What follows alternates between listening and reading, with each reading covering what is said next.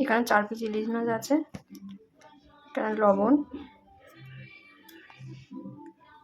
একটু হলুদ দিয়ে ভালো করে মাখিয়ে নিতে হবে। এটা কি বলুন তো, এটা হচ্ছে ভোলা মাছের ডিম,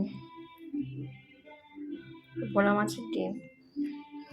এখানে একটু পরিমাণ মতো কালো সর্ষেটা দিলে একটু টেস্ট হবে, একটু বেশি পরিমাণে সর্ষে দিলাম। 3টে কাঁচা লঙ্কা আর একটু লবণ দিলে সর্ষেটা একটু তেতো হবে না।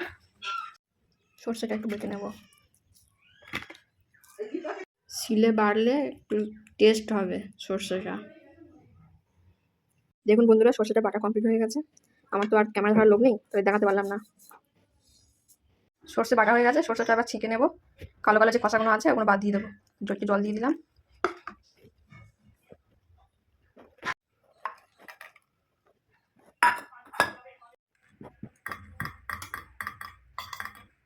দেখো বন্ধুরা, সর্ষেটা ছেঁকে নিয়েছি, তাই খাকি এই বেরিয়েছে, এগুলো ফেলে দেবো।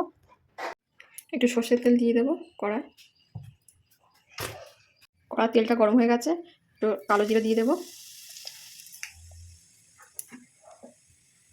কালো জিরে একটু ভাজা ভাজা হয়ে গেছে, 1 চামচ হলুদ গুঁড়ো দিয়ে ভালো করে হলুদ গন্ধটা কেটে যায়, ভালো করে নেড়ে নিতে হবে। তারপরে দেবো কাশ্মীরি লঙ্কার গুঁড়ো, যাতে কালারটা একটু সুন্দর হয়।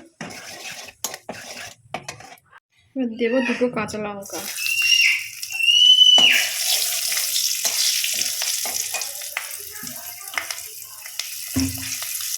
একটু জল দিয়ে দেবো, পরিমাণ মতো একটু জল দিয়ে দেবো।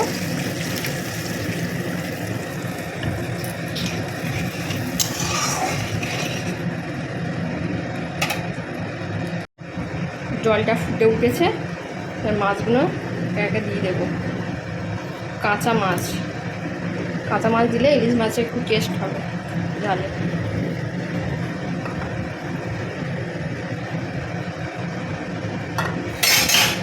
আর সেই ভোলা মাছের ডিমটা দিয়ে দেবো। তারপরে দিয়ে দেবো সর্ষে বাটাটা। একটু ফুটে উঠছে, আমি ঢাকা দিয়ে দেবো একটু। ইলিশ মাছ বেশিক্ষণ সময় লাগে না, 10 মিনিট হলেই হয়ে যায় ইলিশ মাছ রেডি। দেখো বন্ধুরা, এবার ঢাকনাটা খুলবো আমি।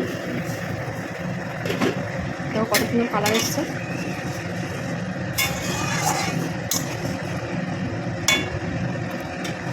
লবণ কম হয়েছিল, তাই একটু পরিমাণ মতো একটু লবণ দিয়ে দিলাম, স্বাদ মতো।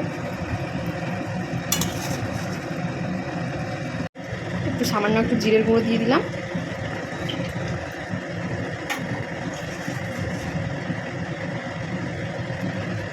একটু শব্দ হচ্ছে, তোমরা কিছু মনে করো না, কারণ আমার চিমনি চলছে তো, তাই জন্য শব্দ হচ্ছে, একটু কিছু মনে করো না তোমরা প্লিজ।